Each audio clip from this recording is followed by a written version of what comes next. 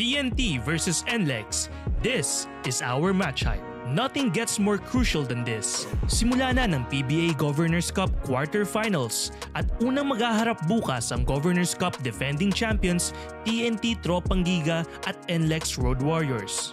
Hindi raw magiging madali ang laban bukas ayon kay Coach Chot dahil ito sa kombinasyon ni Robert Bolick at Tiquan Jones. Pero para sa Tropang Giga, to the rescue sa kanila si Ronday Hollis Jefferson at Calvin Oftana. Samantala, ang NLEX Road Warriors nakapasok sa quarterfinals matapos mag back-to-back wins kontra Phoenix at Ginebra. Misyon na yon ng Road Warriors na makuha ang unang titulo ng franchise.